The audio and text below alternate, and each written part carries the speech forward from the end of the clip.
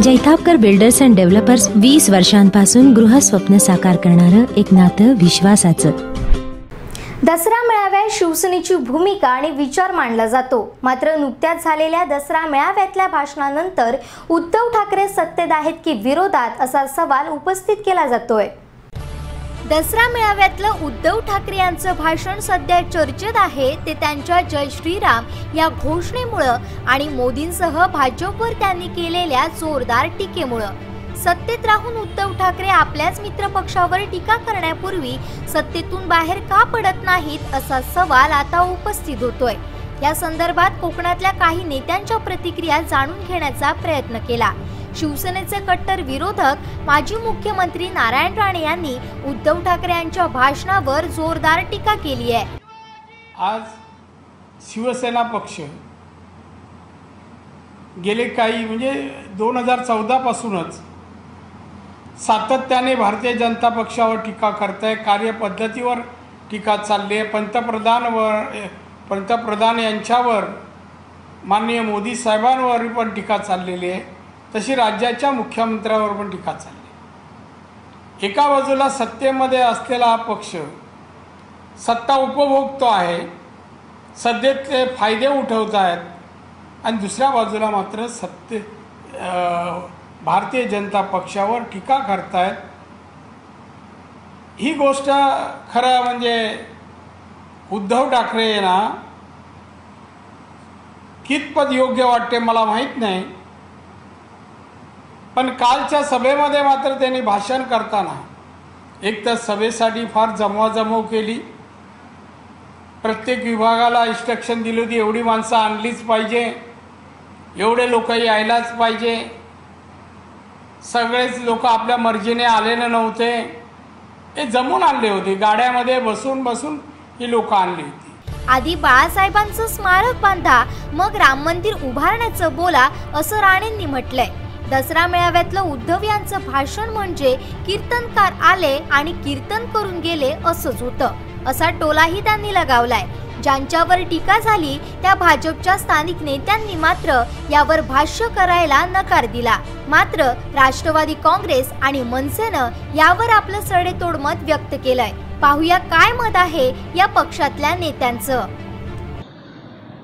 कालच्या दसरा मेळाव्यामध्ये जे माननीय उद्धवजी ठाकरे शिवसेना प्रमुख यांनी केलेलं भाषण हे लोकांच्या किंवा शिवसैनिकांच्या अपेक्षेप्रमाणे झालं नाही असं माझं स्पष्ट मत आहे।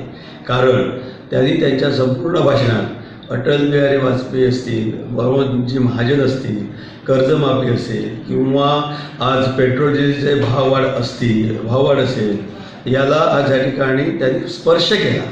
परंतु तुम्ही सत्तेत असताना तुमचे कॅबिनेट दर्जाचे मंत्री महत्त्वाच्या खात्यावर असताना हे कॅबिनेट दर्जाचे मंत्री कॅबिनेटमध्ये काय करतात, आणि निदान त्यांनी स्वतःच्या मंत्रालयाचा कारभार जरी या ठिकाणी आज सुधारला असता आणि त्याचा फायदा लोकांना झाला असता तर या ठिकाणी खरं वाटलं असतं।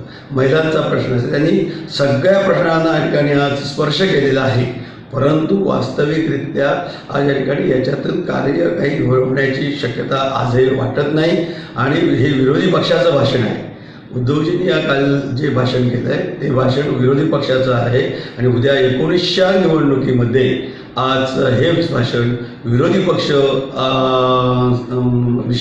पक्षातर्फे मांडले जातील, आणि त्याच्यामध्ये शिवसेनाही सहभागी असेल। कारण आज महाराष्ट्रापुरतं बोलायचं तर सत्तेमध्ये भाजपबरोबर शिवसेना मांडीला मांडी लावून बसलेली आहे, आणि म्हणून काल अपेक्षा होती की उद्धवजी काहीतरी विशेष घोषणा करतील आणि विरोधी पक्षामध्ये सामील होतील, आणि विरोधी आज त्यांना जर या ठिकाणी आज ही जी त्यांनी काल मांडलेली मते ही आज त्यांची मनापासून असतील तर त्यांनी शिवसेनेच्या भाषेमध्ये रस्त्यावर येऊन आज याच्यामध्ये आज ही आंदोलनं आज करण्याची गरज आहे असं माझं प्रामाणिक मत आहे।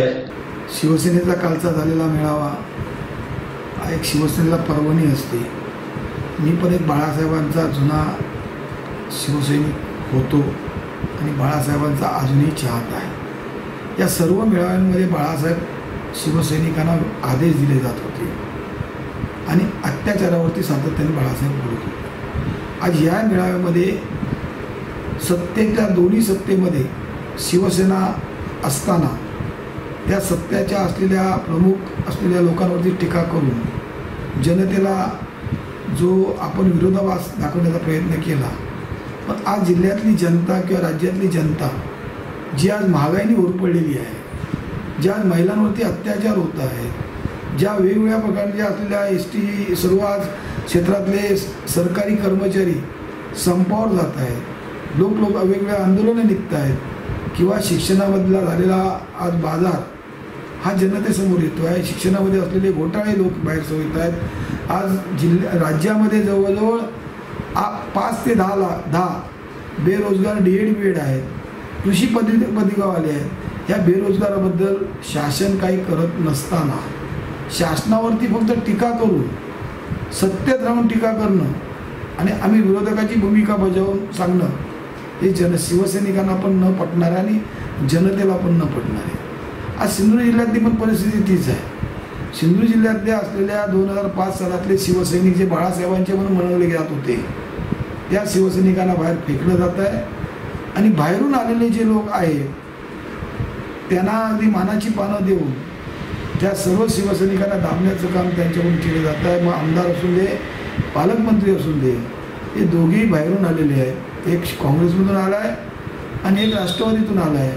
त्यामुळे जे शिवसैनिक बाळासाहेबांवर प्रेम करणारे आहेत त्यांच्या व्यथा आणि त्यांच्या असलेल्या गाथा या लोकांना कळणार नाहीत. म्हणूनच आज सर्व ठिकाणी राष्ट्रवादीचे जुने कार्यकर्ते, शिवसेनेचे जुने कार्यकर्ते आणून उच्च पदावर बसवून जो प्रयत्न केलेला आहे, म्हणजे जिल्ह्यापासून देशापर्यंत हा प्रकार असताना आज या दसऱ्या मेळाव्यातून सोनं लुटायला आम्ही ज्यावेळी जात होतो त्या बाळासाहेब परखडपणे आणि परफडपणे बोलत असताना बाळासाहेब असते तर या सत्तेवरती लाथ मारली असती आणि सत्तेतल्या लोकांना धडा शिकवला असता.